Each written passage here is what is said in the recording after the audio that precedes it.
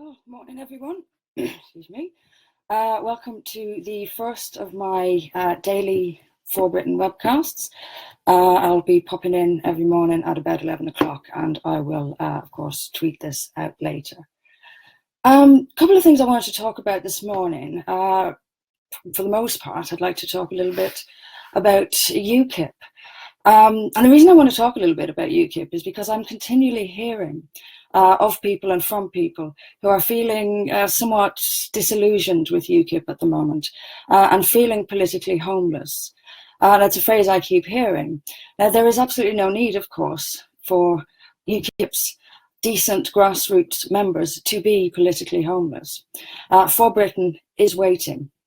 I know from experience that people in the vast majority of the grassroots in UKIP are there on conviction. You don't join a party like UKIP and put up with all the abuse and all the rest of it, unless you do so out of conviction.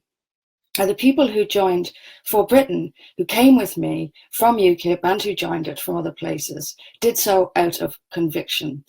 And we are on the start of a long and difficult journey, but we have that conviction and that strength to keep pushing and keep pushing. UKIP is, I'm afraid, I believe, a spent force at this point. I don't think even Nigel Farage could save it. And Henry Bolton yesterday, if you weren't aware, lost a vote of no confidence at UKIP's NEC. And I don't particularly care about this. I'm certainly no intention of gloating about it or anything else. But the big problem with Henry Bolton, as we've seen this week, is that he is, first of all, not able to deal with the media. Now, he has been torn to shreds all week over his private life in the media, meaning that UKIP was entirely embroiled in this. He lost that vote of no confidence, and today Margot Parker, the deputy leader, has stood down. So the party is essentially in chaos, and as far as I know at this point, he still is refusing to resign. Now, the problem with Henry Bolton, there are several problems with Henry Bolton, but primarily there is a lack of personal conviction. And I could see this throughout the leadership election.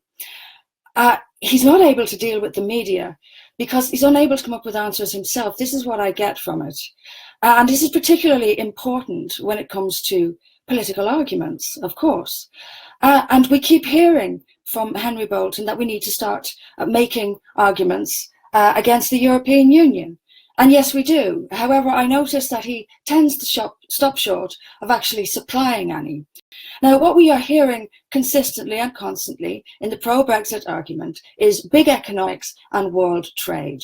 Now, I suggest we broaden that a little bit, because the UK government and the EU have absolutely no intention, and everyone knows it, of delivering Brexit. They'll delay and delay until they think they've beaten people down. So we know there is no intent from the political elite to do this. So all we have is public opinion. We have to keep public opinion strong, and we have to increase the opposition to the European Union among the public so that the government does what it knows it has to do.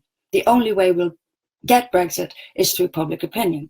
Now, I don't believe that solely making arguments based on world trade and big economics is going to touch most of the people out there. They're bored with hearing it, frankly. And we have to bring the EU into people's everyday lives. We have to expand and extend the arguments. Now, here's an argument that you won't hear from today's UKIP, which has lost its edge and completely gone off the rails. One big issue with the European Union that needs to be driven home, and that is one of the reasons people voted to leave the European Union, is immigration. Now, we are not talking about a French woman living down the street or a Spanish family a few streets over. We are talking about 1 million plus, mostly men, from in 1 year into Germany alone, from the Middle East and North Africa, which will change the face of Europe forever. It has brought rape, it has brought terror attacks, it has brought murder, it has brought fear to the streets of Europe. And this is completely the fault of the European Union. It lies at their door. And they have said, to add insult to all this injury, they've made it clear that they intend to keep those borders open. We know what this will mean for people all over Europe. And I want us to remind the people of this country and all over Europe of that fact, and that the European Union is behind it, they caused it, and they don't give a damn about the damage they have inflicted on the people all over this continent. Let's hear some strong arguments against the tyranny of the European Union. And I'm not hearing it from UKIP, and I'm not hearing it from Bolton, and frankly, I'm not hearing it from Farage either. So we have an alternative, you have an alternative. And I'll say that I'm not only speaking to members of UKIP, I'm speaking to people of all political persuasions who are sick and tired of lies, who are sick and tired of political correctness, and who are sick and tired of appeasing international bodies at the expense of the people of this country. We are the majority, I believe it. And I believe strongly that ForBritain will succeed. We have many obstacles, but we will succeed because we have the truth on our side and we have conviction on our side. And we have already shown that we are the people who will not back down, will not backtrack, and will keep going forward and keep defeating every obstacle they put ahead of us. So you do have a choice, UKIPers, you do have a new home, and join us out of conviction, and join us knowing that we will give you, if you want to stand for election, or if you're a sitting councillor and you want actual support in upcoming elections, either in May or beyond, then we are the people that you belong with. This is the party that will go forward based on the truth, based on conviction. And don't please sit back and wait to see what happens. Join us instead and make it happen. This is how we'll do it.